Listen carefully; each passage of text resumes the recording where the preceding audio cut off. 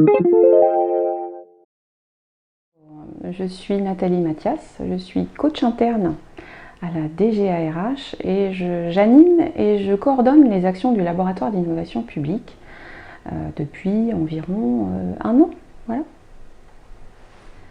Alors le laboratoire, c'est une demande des agents eux-mêmes, c'est-à-dire qu'en 2018, le président a rencontré les agents, donc les plus de 600 agents au siège, sur différentes thématiques et des propositions des agents sont sorties le besoin d'innovation et pratique de travail et cette idée de création d'un laboratoire est aussi sortie.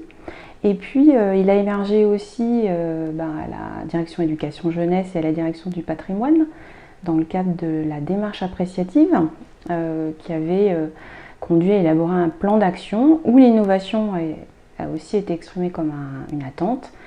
Dans le cadre aussi de la démarche appréciative sur la territorialisation des services, ce besoin des agents est aussi remonté.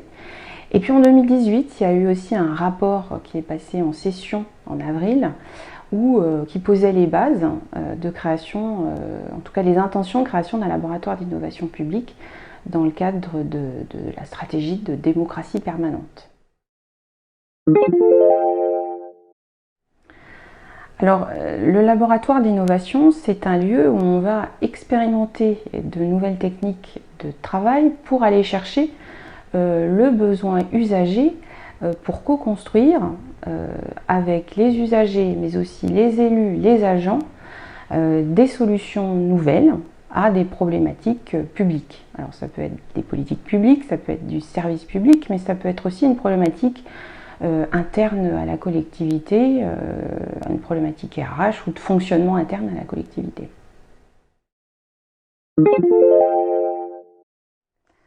Alors les acteurs du labo, et c'est une particularité de notre région, c'est de disposer de 12 facilitateurs en intelligence collective et en design de service. Donc ils vont venir accompagner 11 projets qui ont été identifiés pour 2020. C'est aussi 6 experts et c'est 9 chefs de projet pour conduire ces 11 projets. Donc c'est toute la richesse de notre laboratoire et c'est aussi une particularité en région Centre-Val-de-Loire parce que c'est surtout en fait des acteurs internes et qui sont là pour transformer nos pratiques de travail.